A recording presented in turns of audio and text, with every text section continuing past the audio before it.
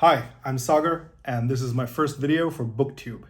I'm going to be reviewing the recent books that I've read, mainly by the author Will White. I discovered Will White through Bryce on Shelf Centered. Hi, Bryce. Thanks for the recommendation. I really enjoyed Cradle, and let's get right into it. So Will White has these three series. Maybe he has more, but those are the ones that I've read. Cradle, Traveler's Gate Trilogy, and Elder Empire.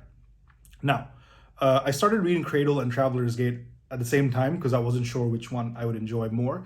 And Cradle ended up winning out, even though I read them both simultaneously for a bit. And I both read and listened to them because these days that's how it goes. So Cradle, I finished entirely. I finished 11 books. The 12th one isn't out yet. They're pretty short books. I highly recommend them. And they're pretty timely because recently I've also gotten into video games, particularly 2D platformers and roguelikes. And this book is that, right? It's video game in book form, which is something I haven't seen before. I feel like it's not Ender's Game, maybe Ready Player One that I'm thinking of. And normally I don't really enjoy this dynamic because I don't think it's done well and the books end up being too light. But this book I really enjoyed. And fun is such an important component because not every book has to be the epic fantasy. It doesn't require that level of engagement with the text, but I wouldn't be doing justice to Cradle to just say it's another video game turned into a book, right? Obviously, the dynamic is very prevalent. It's video game and anime inspired, and but that wouldn't be the full picture.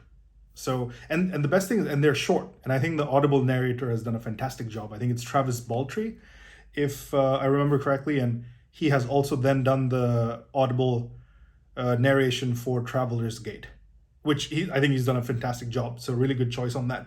Unfortunately, I don't think the Audible narrator on the Elder Empire has done such a good job, and that really sucks.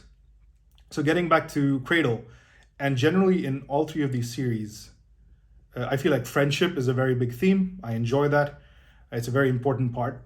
One of the things I've really enjoyed in these three series, and I've noticed, is that even though the books do follow the journey of a single person, they don't necessarily center that person, and they don't necessarily view the world only through that person's lens. So I really enjoy that part. And the dialogue is fun. It's funny. It's obvious that the characters are having a lot of fun. It's obvious that the writer has had a lot of fun writing these books. So it really shines through. And that is always good and fun as a reader. Not everything has to be extremely serious and noble and high-minded and, epic, right? Even though the scale at which things happen in Cradle is quite epic. But I don't think that the author or the characters take themselves quite seriously. One of the funniest parts, one of my favorite parts, is also the fact that in Cradle, the author has included bloopers, like scene bloopers in the novel. I don't think I've seen that before, so quite enjoyed that. Now, in Cradle, the forces are humongous, right? They're operating at planetary and universal scales, and it's about power. And to an extent, I'd say all these three books, and I think power is a core component of fantasy, but in all three of these series, the writer has treated power quite differently. In Cradle, power is something you have to achieve, you have to keep leveling up, and there's always a greater power that is always, on the verge of crushing you. And you gain power so as not to be crushed, and that's it. That's the dynamic.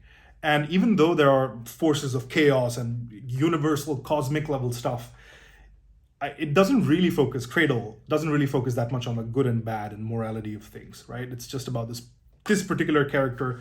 And one of the other things I feel like the author did really well in Cradle was this thing about this concept of being unsouled and the implications of being unsouled, and how from being unsouled, this character keeps leveling up, but never loses the mindset and the frame of reference for the world that the character developed when they were unsold, when they didn't have much power. I really liked that. I wish that, and you can see that the mindset trails through the book, but that I think was really, really well done. And sure, it can drain a bit, and there are bits of the book that are repetitive, right? Like any anime, it's like saying One Punch Man is repetitive. It is, but it's still fun, right? It's really well done. It can be snappy and funny and engaging if done well. And I think in Cradle, it's done quite well. Now, the interesting bit about, if you move the Traveler's Gate trilogy, yes, there's a character. Yes, the character has to level up, but the characters are also like, I enjoyed the characters much more here. I feel like the characters in Cradle are a bit flat, and that's okay. There's a lot of them, and there's a lot going on, so it's okay. I don't necessarily mind that. But the characters and the backstories are much more fleshed out in Traveler's Gate trilogy, and I think the Elder Empire goes one step further in that regard. But sticking to Traveler's Gate, the Traveler's Gate definitely deals much more with sort of murky backgrounds of the characters and the stories that happened to them in their past and how that drives their actions today. And there's this one character who talks to dolls, right?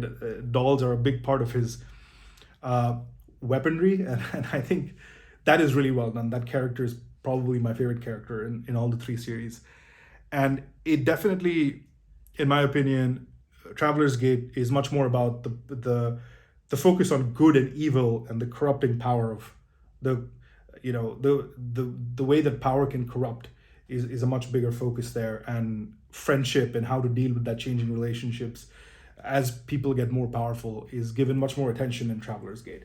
Now, I'm almost finished with the third book of Traveler's Gate. I think I'm going to finish it for the sake of finishing at this point. I do want to know what happens. But because I read it in parallel with Cradle, I think it got a bit overwhelming. But I was enjoying this author so much, so I decided anyway to start with Elder Empire of Shadow and Sea. Now, this particular series is really interesting, and I really am curious to hear more from the author. I don't know, I haven't read whether he's written about this, but apparently this series, The Elder Empire, I guess is 6 books, and they're kind of written in parallel. And what I mean by that is, so the book I read is called Elder Empire of Shadow and Sea, and there's another book called Elder Empire of Sea and Shadow. Now, initially this was a bit confusing, but I mean, it's intriguing. I'm really curious to read this other book. At the same time, I'm almost done reading like 15 books by him. Most of them are pretty short, so you can sometimes, again, some parts, some moments in your life are perfect to jump into a 1,000-page book, and sometimes a 250, 400-page book is just the right amount. Okay, so going back to the Elder Empire.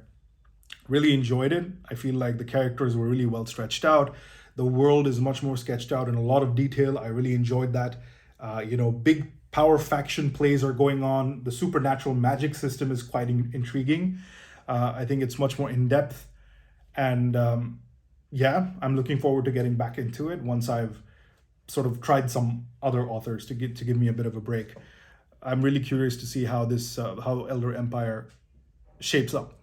One of the themes that I think Will White does really well across his fantasy work, and I think to me personally, without that, it's not as much fun, is how power has its limits, and even the most powerful being has a price that they pay, usually almost immediately. And this is a price that can be physical, material, spiritual, or in terms of their relationships, right? It drains them, and in some cases it can cause permanent damage. Of course, it's possible to sometimes come back from that permanent damage, but it is really well done and well shown how different characters deal with these changes differently, especially in Cradle, right? Like characters who are powerful then become weak, then have to deal with that, and yet sometimes they meet a not so nice end without giving any spoilers. So I feel like that aspect Will White does really well across all of his series. So again, this wraps up my review of the works of Will White. Thank you, Bryce from Shelf Centered, for introducing me to him. I've been going through a lot of other BookTube fantasy videos these days, and I have a bunch of videos lined up to do soon. But right now, I've been wondering about what my next read should be. I would really like to read a standalone book now. I'm a bit tired of series, or I want to read something shorter. So I heard a lot about Janny Wirtz, but then the book I picked up by Janny Wirtz, turns out that it's, because I bought it pretty randomly without doing that much research, it's like, I think it's a book in a series of 15. So I'm a bit hesitant, and I'm kind of burnt out on the Aegon of Arthur, of, I don't know, Baratheon, like whatever, like that kind of stuff is not something that I'm in the mood for right now.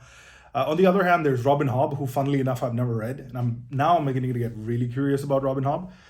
And I got the Farseer trilogy, and I read a few pages, but again, I'm not really sure that's what I want to dive into right now. So let me know if you guys have any recommendations, and see you in the next video.